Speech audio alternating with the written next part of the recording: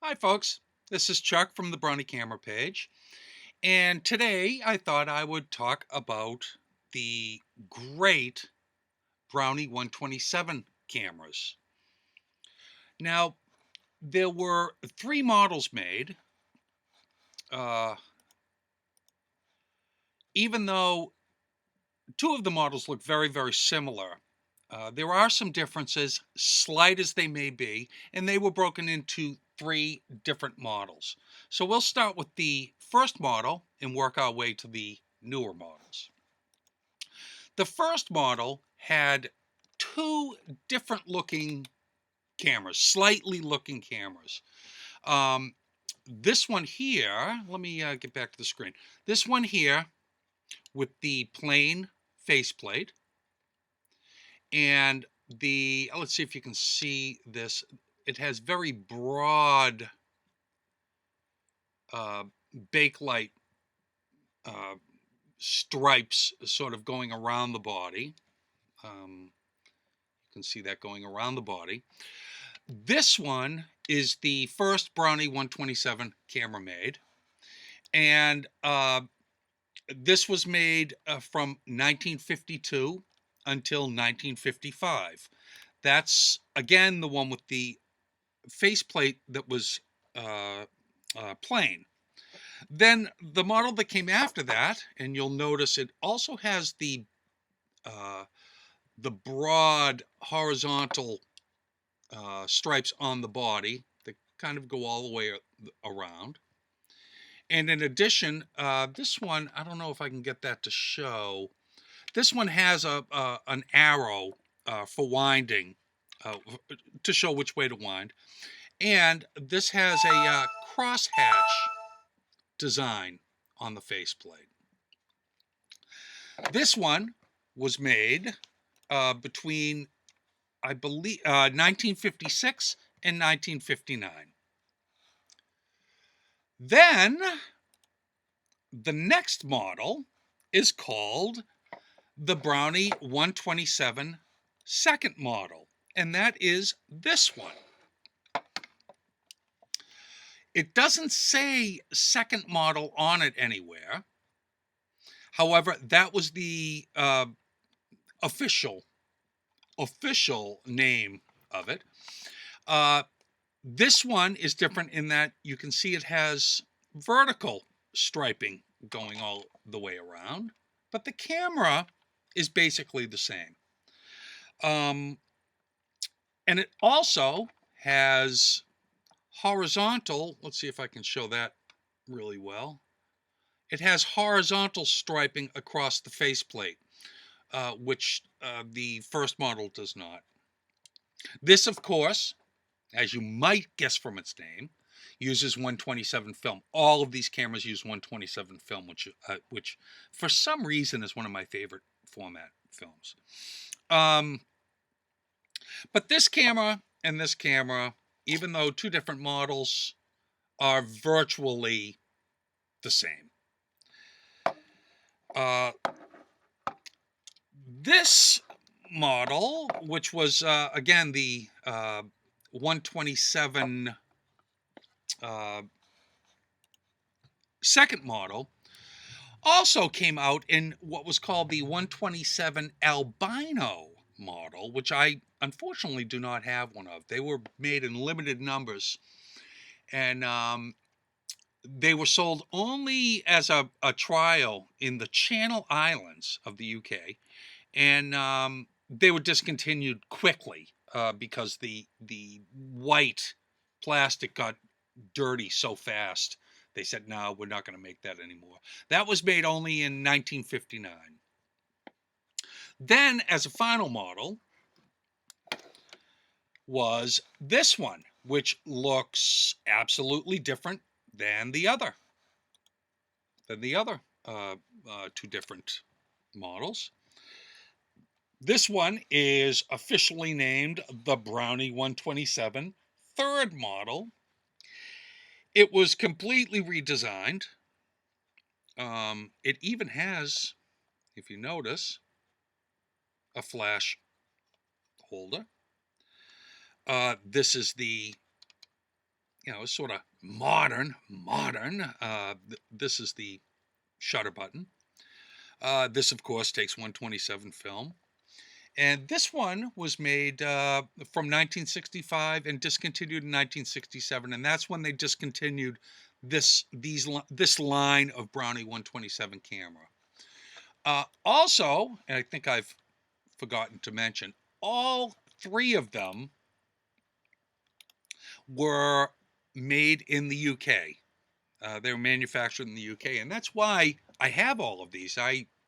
As many of you know, I live in the Netherlands. I buy a lot of my cameras from the UK, and in the United States, these were sort of hard to come by. But here in the Netherlands, these are a normal Brownie camera to be able to find. These are great cameras to use. They basically have, well, the first model, which is one of these.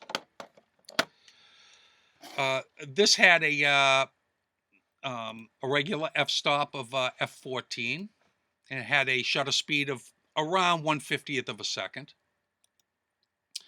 The second model, which is this one, this had an f-stop of f11. These cameras work great too. And the last one, the third model, had an f-stop of f14. Again, they were all made in the UK. Millions of each model was made, and they were very, very popular camera. And so, since I just got this one, I have a couple of these, but I just bought this one because it was in such seemingly such good shape, and it came with a nice carrying case that had a name on it, and I actually like that. It means that someone really cherished this camera when they used it, enough to put their own name on it. Maybe a kid put his name on it, Tommy. And I want to shoot a roll through this, and I'm gonna fill it with film, load it with film, and I'm gonna go out and shoot with it this afternoon, actually. And so here's the. I'm going to use an EFCA R100 film. It's an 100 ASA film. The shutter is fairly slow on this, and I usually, when first trying a camera like this, I usually start with a 100 ASA, and then I'll work my way up if I find out that the camera needs to go up. So let me. I'm going to open up this camera carefully. Open up the film, I should say. Carefully. Here we go. So the film is open and it's ready to go. So I'm going to hold that here. And you know something? I don't even know if there is a spool in here. And there isn't. And normally there's a spool in every camera. That's a little odd. So I'm going to put the spool in so that the, I don't know if you can see that, there is a slot that is going to go with where the film winder is, of course. So I'll put that in, and I'll make sure it's in that film winder and going. Yep, which it is. And then I'll line up this slot, and it's ready to go. And do everything nice and easy, nice and careful. Take my time. I'm going to take this leader paper off a little bit. And when you're putting the film in, it never hurts to go over it every time. When you put it in, it is black paper. You can see that. Black paper towards the lens. That's the side the film is going to come out. White paper, or in the case of Kodak paper, yellow paper, always away from the lens. There's plenty of leader, so you don't have to worry about exposing the film. I'll put it through the slot. Hopefully you can see that. And I'll wind it so that, yeah, I'll take that paper off too.